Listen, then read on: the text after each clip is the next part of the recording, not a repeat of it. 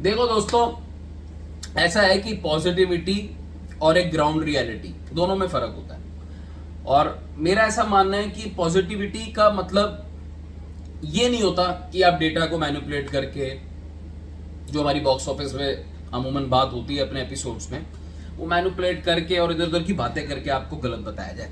Positivity का मतलब ये होता है कि जैसे मैंने पहले भी अपनी वीडियोस में बोला था कि भाई आप किसी की सुनो मत, आपको जो मूवी लग रही है, आपका जो गट फीलिंग कह रही है, जो आपका एकदम अंदर से आ रहा है, इंट्यूशन आ रही है कि मूवी जानी चाहिए, आप जाओ मूवी और उसके बाद खुद डिसाइड करो कि मूवी आपको आगे कैसी लगी कैसी नहीं लगी, and then you can obviously share your opinion with others as a neutral audience rather than influencers. और ये तो ये इसको मैं ये कहता हूँ कि भाई ठीक है, क्योंकि सबका परसेप्शन अपना अलग अलग होता है मूवी देखने का और मूवी पसंद करने का।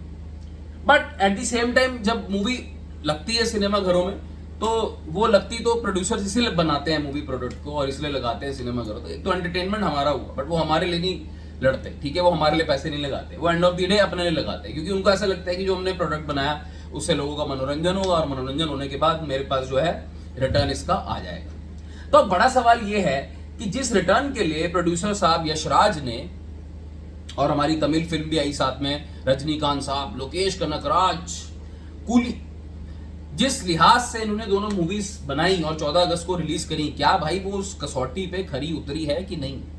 क्योंकि कल तक तो कल तक का कलेक्शन था वो बहुत फैंटास्टिक था, दोनों मूवीज ने कमाल का काम किया। वॉर 2 ने तो सारी एक्सपेक्टेशंस को भाई एक्सीड करके हिंदी में बहुत बढ़िया परफॉर्म किया। हालांकि अगर हम स्पाई यूनिवर्स की और मूवीज से कंपेयर करें तो हमें कहीं ना कहीं लगता है कि आंकड़े कम है, लेकिन फिर भी जिस हिसाब से वॉर 2 पहले दिन खुली, उस हिसाब से वॉर 2 ने जबरदस्त स्पीड पकड़ी। और आज भी अगर मैं आपको डेटा देने से पहले और कुछ बहुत इंपॉर्टेंट बात जो मुझे करनी है, स्पेशली तेलुगु मार्केट में, स्पेशली जूनियर एनटीआर पे और ऋतिक रोशन साहब पे, आदित्य चोपड़ा पे, और थोड़ा कूली की भी बात करनी है। यार मेरा ऐसा जरूर मानना है कि दोनों मूवीज जो भी हैं, इनका जो लाइफ टाइम में जो भी नतीजा आता है, बट प्रोड्यूसर्स का पैसा जरूर निकल जाए, ये हमारी पहली विश होनी चाहिए कि चलो जो भी है, जितना बनाया अपने मन से बनाया, बहुत मेहनत से प्रोडक्ट, और आपने 14-15 अगस्त को रिलीज किया, तो आपके सपने तो कुछ मेरे को लगता है बहुत अमेजिंग है। तो आज अब वर्ल्ड वाइड कलेक्शन की बात ना करते हुए, ये बात तो मैं जरूर मानता हूं कि आदित्य चोपड़ा के दिमाग में वॉर 2 से अगर शुरू कर लिया जाए, या चलो पहले कूली से थोड़ा सा स्टार्ट कर लेते हैं। भाई कूली का आंकड़े ये कह रहे हैं, कूली ने 65 और इंडिया, वर्ल्ड वाइड की बात नहीं करेंगे, अभी थोड़ा सा दूर रखते हैं वर्ल्ड वाइड को, क्योंकि because pictures are made in India है, ठीक है। तो अभी पहले तो अपने होम ग्राउंड में क्या हो रहा है पहले वो चेक करते हैं, बाहर की बात में बात। थर्सडे को 14 अगस्त को पिक्चर ने 65 करोड़ पे कमाए, बहुत बढ़िया जी, वेरी गुड। तमिल में अच्छा खासा 44-45 करोड़ का धंधा किया, हिंदी में भी सरप्राइजिंगली 5-5.5 करोड़ के आसपास का धंधा किया, बहुत बढ़िया। तेलुगु में बहुत टक्कर जो जूनियर एनटीआर की वॉर 2 को मिली, 15.5 करोड़, बहुत बढ़िया। फ्राइडे को ये कलेक्शन ड्रॉप होकर 54 आया। अब मुझे ऐसा लगता है अमूमन साउथ की फिल्म्स ड्रॉप करती हैं सेकंड डे, बट इस केस में ये ड्रॉप मुझे ज्यादा मेजर नहीं दिखा, लेकिन कल 15 अगस्त भी था, इस बात को भी आप वो नहीं कर सकते, तो हम आइडिया नहीं लगा सकते। मोटा मोटा कि जो पिक्चर ने कल परफॉर्म किया है, क्या वो 15 अगस्त की वजह से है या वो नॉर्मल ड्रॉप है, जो भी है आज पता चलेगा। फिलहाल जब मैं अभी बात कर रहा हूँ, मुझे ऐसा लगता है कूली ने अपने फर्स्ट सैटरडे डे नंबर 3 पे इसका कोई ऐसा बहुत मैसिव ड्रॉप नहीं दिख रहा मुझे, जो बोलते हैं ना एकदम कोलैप्स, वो वाला सीन मुझे कूली का होता हुआ नहीं दिख रहा। बिकॉज जब मैं आपसे बात कर रहा हूँ तो उसकी 22 करोड़ की कलेक्शन है, और मेरा ऐसा मानना है अगर ये 30,000 टिकट्स, जो भी मैंने चेक किया था, चल रही थी 30,000 टिकट्स, 30 नहीं 22-23 हजार टिकट्स पर घंटे के हिसाब से बुक में शो में बिक रही हैं, तो ये जो 22 करोड़ है, इनको रात होते होते सैटरडे है, छुट्टी भी है यहाँ पे, सर हिंदी में चलो नहीं भी तमिल का लगा के चलते हैं, मैक्सिमम बिजनेस वहीं से आएगा, 32 करोड़ के आसपास का धंधा पकड़ो, क्योंकि सैटरडे नाइट है। तो मैं यहाँ से 8-9 करोड़ पे और ऐड कर रहा हूँ, 10 करोड़ पे, मुझे लगता है बिल्कुल ठीक है वहां तक पहुंचना। तो 32 का, अगर कल 54 थे और पहले दिन 65 थे, 32 करोड़ पे ड्रॉप तो है बाबू, लेकिन ऐसा कोई कोलैप्स होने वाला सीन नहीं है। तो कूली इंडिया नेट में आज मेरे हिसाब से 150 करोड़ कर जाएगी 3 दिन के अंदर। और ओवरसीज का कूली का अच्छा चल रहा है, ठीक बढ़िया चल रहा है, हालांकि ओवरसीज में भी बहुत तगड़ा ड्रॉप है, मैं आपको बता दूं, ओवरसीज में भी बहुत तगड़ा ड्रॉप है, लेकिन स्टिल मेंटेनेबल पोजीशन पे कूली चल रही है। देखिए भाई साहब, वॉर 2 की मेरे को बहुत सारी बात करनी है। ये कूली का स्टेटस था और मेरे को लगता है ठीक ठाक लेवल पे जा रहे हैं। हालांकि कूली का भी जो बजट है 400 करोड़ है, देखते हैं वो निकल पाते हैं कि नहीं निकल पाते, या ये सिर्फ वो जेलर वाले सेगमेंट में रह के मूवी महज बन जाएगी। वॉर 2 में आपने वॉर 2 में बहुत कुछ बात करनी है भाई। देखो वॉर 2 में ड्रॉप आया है, आज तगड़ा ड्रॉप आया है। मैं आपसे छुपाना नहीं चाहता वीडियो के अंदर, और ना ही किसी और भाषा में इसको बोलना चाहता हूँ। आपने जूनियर एनटीआर, तेलुगु फैंस कहाँ हैं भाई? मुझे एक बात बताओ, तो तेलुगु में कूली बेटर परफॉर्म कर रही है। आपने थर्सडे तेलुगु में 22.5 करोड़ पे लिए, कोई बात नहीं, कल आप आ गए 12.5 करोड़ में तेलुगु में। अब आप सैटरडे को और ड्रॉप कर गया यार। देखो वॉर 2 का डे 1 का इंडिया का था 52 करोड़ नेट, डे 2 का था 58 या 60 करोड़, 60 करोड़ उठा के चलो, जिसमें से हिंदी मोटा मोटा टोटल चंक हिंदी ले गई, जिसमें 45-46 कई जगह 50 भी आ रहा है, 45-46 करोड़ लगाओ। तेलुगु आपका ड्रॉप हुआ 12.5 में।